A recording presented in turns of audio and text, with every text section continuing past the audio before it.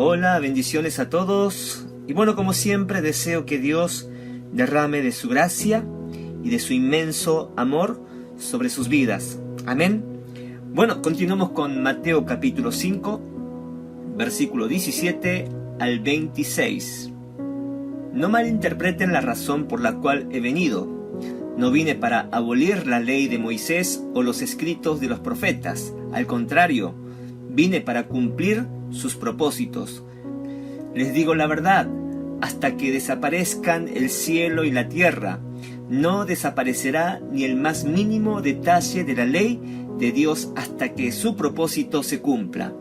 Entonces, si no hacen caso al más insignificante mandamiento y les enseñan a los demás a hacer lo mismo, serán llamados los más insignificantes en el reino de los cielos. Pero el que obedece las leyes de Dios y las enseña será llamado grande en el reino de los cielos. Les advierto, a menos que su justicia supere a los de los maestros de la ley religiosa y a los de los fariseos, nunca entrarán en el reino de los cielos. Han oído que nuestros antepasados se les dijo, no asesines. Si cometes asesinato, quedarás sujeto a juicio. Pero yo digo, aun si te enojas con alguien, quedarás sujeto a juicio. Si llamas a alguien idiota, corres el peligro de que te lleve ante el tribunal. Y si maldices a alguien, corres peligro de caer en los fuegos del infierno. Por lo tanto, si presentas una ofrenda en el altar del templo y de pronto recuerdas que alguien tiene algo contra ti, deja la ofrenda allí en el altar, anda, reconcíliate con esa persona, luego ven y presenta tu ofrenda a Dios. Cuando vayas camino al juicio con tu adversario, resuelvan rápidamente las diferencias. De no ser así, el que te acusa podría entregarte al juez, quien te entregará a un oficial y te meterán en la cárcel. Y si eso sucede, te aseguro que no te pondrán en libertad hasta que hayas pagado el último centavo. Palabra de Dios, amén y amén. ¡Wow! Bueno, muchos de los fariseos creían que Jesús estaba quebrantando o anulando la ley porque ni él ni sus discípulos se sometieron a las tradiciones o las costumbres de los líderes religiosos como lavamiento de las manos, de no comer con los pecadores y ciertas prohibiciones del día de reposo, ¿no? Que eran interpretaciones que ellos habían inventado. Ahora, el hecho de que Jesús no se haya sometido a las tradiciones y costumbres de los líderes religiosos no quiere decir que Jesús no haya cumplido la ley. Jesús cumplió la ley. Jesús vivió en obediencia a la voluntad del Padre y una y otra vez afirmó que era conveniente cumplir la palabra de Dios. Y cuando Jesús está haciendo referencia de la ley, está haciendo referencia al Pentateuco, la Torá. ¿Qué es la Torá? Los libros de la ley. ¿Cuáles eran los libros de la ley? Los 5 primeros libros de la Biblia: Génesis, Éxodo, Levítico, Números y Deuteronomio. Y los profetas son los libros de los profetas del Antiguo Testamento. Ahora, cuando Jesús dice, yo no vine para anular o quebrantar la ley y los profetas, al contrario, vine para cumplir sus propósitos. Y esta palabra cumplir viene de la palabra pleró, que significa llenar, completar o perfeccionar. Es decir, en él se estaba cumpliendo todo lo que venía diciendo en el Antiguo Testamento. En otras palabras, en Jesús se completaba la ley de Dios. Por eso el apóstol Pablo dice, porque el fin de la ley es Cristo, para justicia a todo aquel que cree. Romanos capítulo 10, versículo 4. Ahora, ¿por qué muchas veces nuestro Señor Jesús confrontaba a los fariseos y a los líderes de la ley, del sistema religioso, si ellos cumplían la ley? Porque ellos se creían que solo el hecho de cumplir la ley y sus tradiciones serían salvos. Pero la ley no tiene la función de salvar. Bueno, entonces, ¿cuál es el propósito de la ley? Bueno, Romanos capítulo 3, versículo 20 dice, pues nadie llegará jamás a ser justo ante Dios por hacer lo que la ley manda. La ley sencillamente nos muestra lo pecadores que somos. Y en Gálatas nos ayuda a entender un poco mejor. Gálatas 3, versículo 24 dice: de manera que la ley ha sido nuestro ayo para llevarnos a Cristo a fin de que fuésemos justificados por la fe. ¿Quién era un ayo? Un ayo era un guía, un tutor que en la puerta de la sinagoga, cuando los padres llevaban a sus hijos, los tutores tomaban de la mano de los niños y los llevaban a sus maestros para tener un culto especial.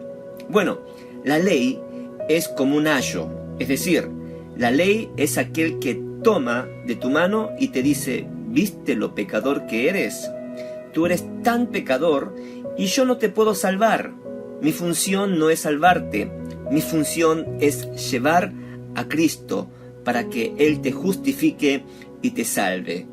En otras palabras, la ley crea en nosotros la necesidad de que somos tan pecadores que sí o sí necesitamos de un Salvador, ¿quién es? Jesucristo. ¡Aleluya! Ahora, ¿cuál era el problema de los fariseos y los maestros de la ley? Claro, porque ellos se creían salvos por sus obras y estaban tan enceguecidos que juzgaban a los demás, pero no se examinaban a ellos mismos. Por lo tanto, no necesitaban de Jesús. Por eso Jesús estaba dando una nueva comprensión espiritual y profunda de lo que realmente es cumplir la ley. Es más, en el versículo 20, Él dice que nuestra justicia debe ser superior o mayor que la justicia de los fariseos y escribas para entrar en el reino de los cielos. Si nuestra justicia debe ser mayor que la de los escribas y fariseos para entrar en el reino de los cielos, Dios mío, estamos fritos. ¿Cómo es posible tener mayor justicia que los que cumplen estrictamente la ley, como los fariseos y los escribas? Claro, porque ellos daban limosna públicamente y todos veían su bondad. Ellos oraban de pie en las sinagogas y en las esquinas de las calles y todos contemplaban su piedad. Ellos ayunaban muchos días hasta que sus rostros se desfiguraban. Ellos no se contaminaban juntándose a comer con cobradores de impuestos ni con prostitutas, y ellos jamás tocarían a alguien sucio como un leproso, ciego o paralítico. Ellos se sentían seguros de sí mismos cuando oraban, se jactaban de lo que ellos hacían: yo ayuno, yo diezmo, yo hago cosas buenas delante de Dios y no soy un pecador como este publicano, recaudador de impuestos, como este pecador. Pero, ¿qué es lo que Jesús veía en ellos? En Mateo capítulo 23, versículo 27 y 28 dice: ¿qué aflicción les espera, maestros de la ley religiosa y fariseos, hipócritas? Pues son como tumbas blanqueadas, hermosas por fuera, pero llenas de huesos de muertos y de toda clase de impurezas por dentro. Por fuera parecen personas rectas, pero por dentro el corazón está lleno de hipocresía y desenfreno. Es más, ahora las cosas están más difíciles. Jesús dice en el versículo 21, han oído que a nuestros antepasados se les dijo: no asesines. Si cometes asesinato, quedarás sujeto a juicio. Los fariseos y los escribas creían: bueno, yo no maté a nadie, así que cumplí la ley, por lo tanto, soy salvo. Ahora, ¿qué dice Jesús? Versículo 22, pero yo digo, aunque si te enojas con alguien, quedarás sujeto a juicio. Si llamas a alguien idiota, corres peligro de que te lleven ante el tribunal, y si maldices a alguien, corres peligro de caer en los fuegos del infierno. ¡Ay, Dios mío!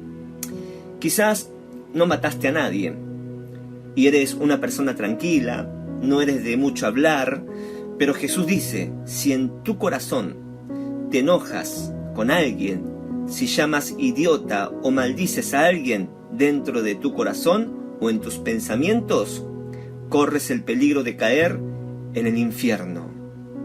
Pregunto, ¿quién puede estar libre de esto?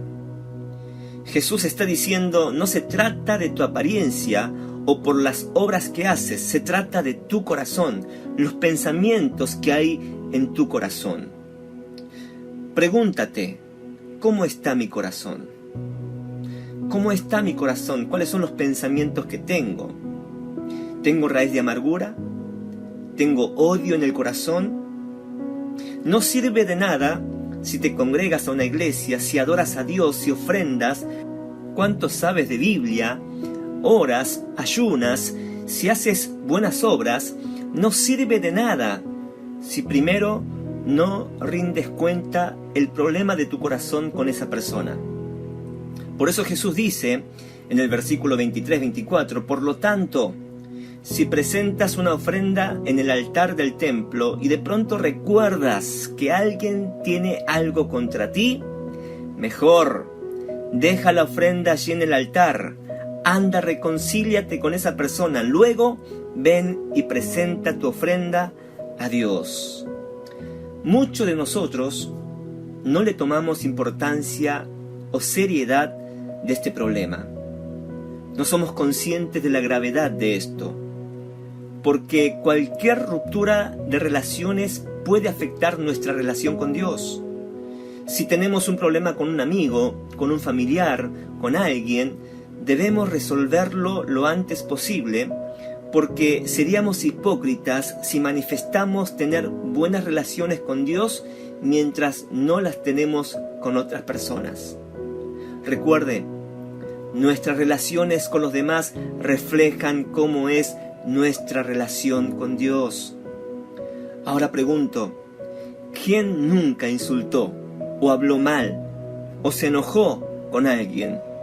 Cuando hay discusiones en el matrimonio, o quizás en el trabajo, con los compañeros del trabajo, con nuestro patrón, ¿no? O con un hermano de la iglesia, o si no, cuando estamos manejando, alguien hace una maniobra equivocada, ¿no? Y nosotros comenzamos a insultar, ¿no? ¡Idiota! ¡Maneja bien! Es decir, ¿quién puede estar libre de esto?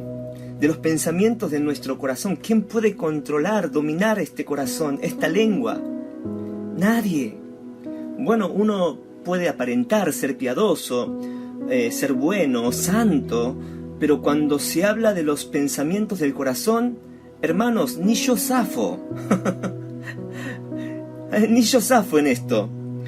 Entonces la pregunta es, ¿cómo es posible tener mayor justicia que los que cumplen estrictamente la ley? Bueno, la respuesta no está en el cumplir los mandamientos, porque ningún hombre puede alcanzar la justificación por cumplir los mandamientos por sus propias fuerzas, sino que primero la necesidad absoluta de nuestro Señor Jesucristo, quien puede limpiar todos nuestros pecados y transformar nuestros corazones a través del Espíritu Santo para que obedezcamos con amor a Dios. ¡Aleluya! Recuerde, la función de la ley no es salvar, sino para que reconozcamos cuán pecadores somos, que necesitamos de un Salvador, que es Jesucristo, el objetivo final o propósito de la ley. Quizás te cueste perdonar, quizás te cueste dominar esa ira, ese enojo en tu corazón, pero no lo vas a lograr con tu fuerza. Pero medita en el Señor Jesús. Recuerda, así como Él te perdonó, así como Él te limpió y te dio una nueva oportunidad, te amó a pesar de, te amó tal cual eres. De la misma manera, aprendamos a tener los ojos de Jesús, que podamos mirar a través de los lentes de nuestro Señor Jesucristo. Amado Dios, te damos gracias por tu palabra, porque siempre tu palabra nos ayuda a examinar nuestro corazón. Quizás aparentamos ser cristianos, aparentamos ser una buena persona, pero Padre, tú conoces nuestro corazón. Y en los pensamientos de nuestro corazón es donde tenemos esa batalla, esa lucha que tanto nos cuesta dominar, Señor. Y reconocemos que no lo podemos hacer con nuestra fuerza. Esto no logramos, Señor, por hacer cosas buenas o ser obediente ante tu palabra, sino mediante la dependencia de nuestro Señor Jesucristo. Porque tú eres el único que puedes transformar nuestro corazón a través del Espíritu Santo. Ayúdanos, Espíritu Santo. Limpia nuestro corazón y transforma nuestro corazón para tener una vida agradable delante de tus ojos. Gracias, Dios. En el nombre de Jesús oramos. Amén y amén.